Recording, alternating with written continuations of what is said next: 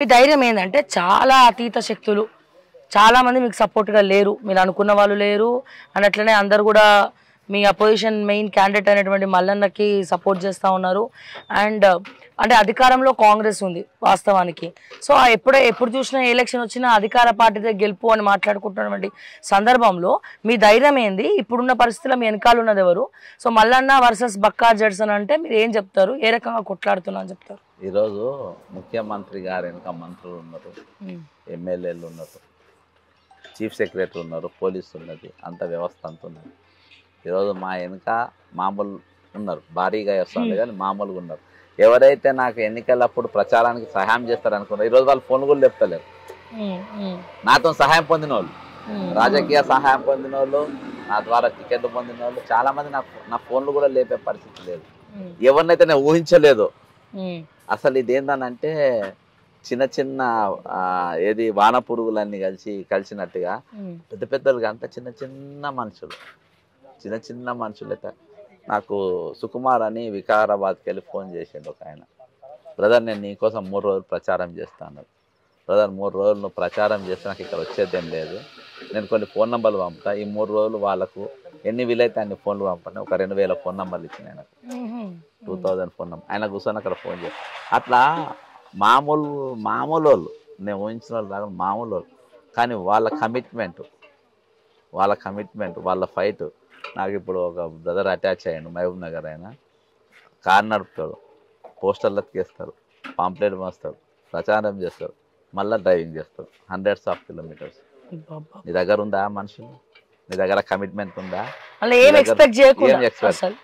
నీ దగ్గర ఉందా? నీ దగ్గర మంచి వాక్ చాతుర్యం గలలు, జ్ఞానవంతులు, ఏమన్నా ఆపద వస్తే ముందే పసిగట్టగలిగే దమ్మున్నారు నీ దగ్గర ఉన్నారా? నీ దగ్గర నేను 46 జీవోలకు మద్దతు ఇచ్చి అవుట్ రైట్ గా గవర్నమెంట్ యాంటీగా చేసిన.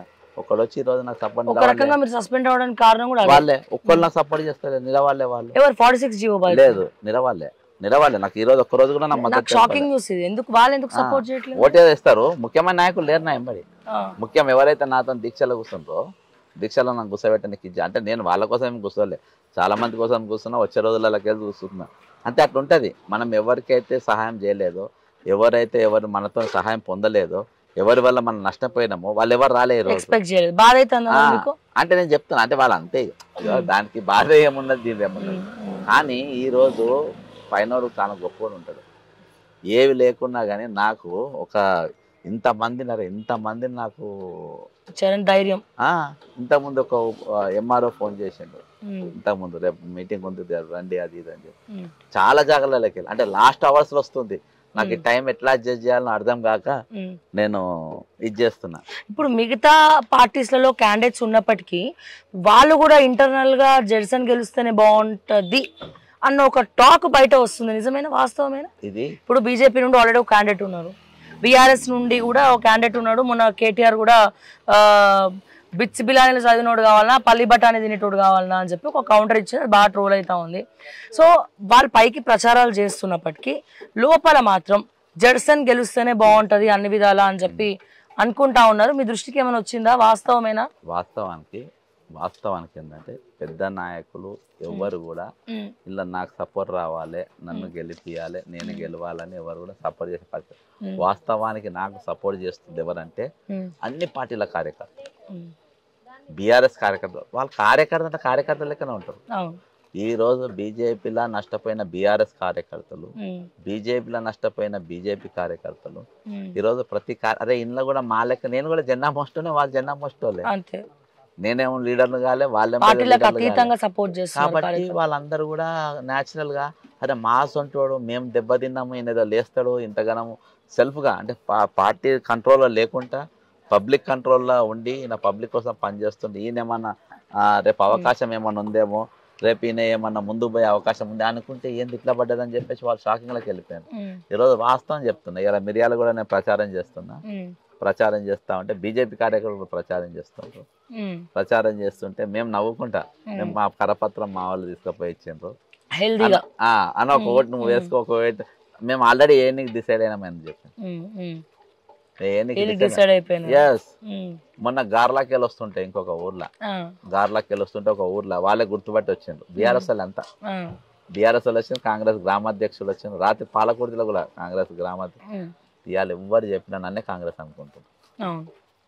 బీఆర్ఎస్ కానీ వాళ్ళు కానీ మాలాంటి కార్యకర్త అనుకుంటున్నారు.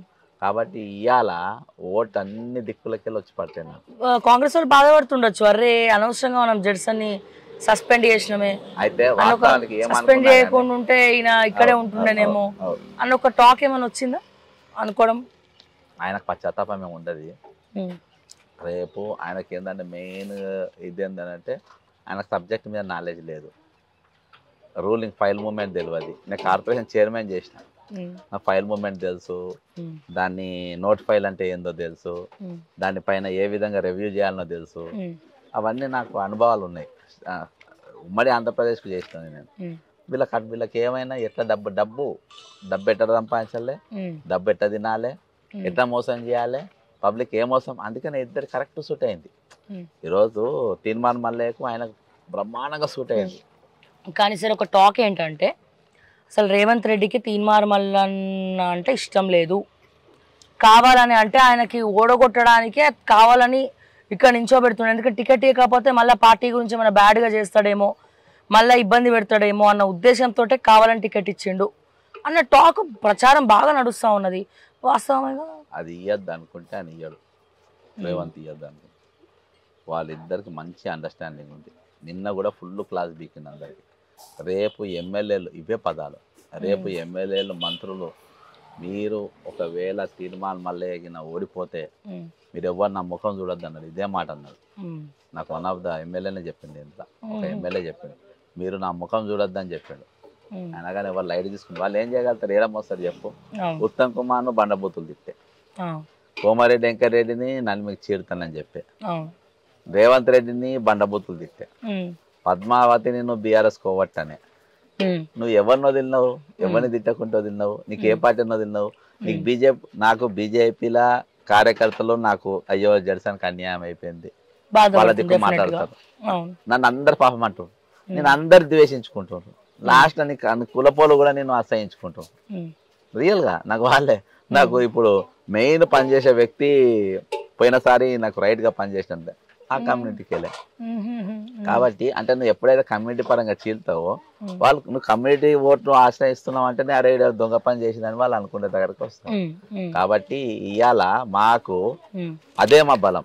ఈరోజు ఇద్దరు బ్లాక్ మెయిలర్స్, నా ఫైట్ ఏంటంటే ఇద్దరు బ్లాక్ మెయిలర్స్ పైన కొట్లాడుతారు. ఇవాళ లాస్ట్ లో ప్రొఫెసర్ నాగేశ్వరరావు కూడా ఆయన ఎప్పుడు బయటపడాడు. అసొంటోడు ఒక టీవీ ఛానల్లా బ్లాక్ మెయిలర్ అనే పదం వాడిందని అంటే ఆయన నేను ఒక బ్లాక్ మెయిలర్ కాదు అంటే నువ్వు బ్లాక్ మెయిలర్ అని అంటే కదా.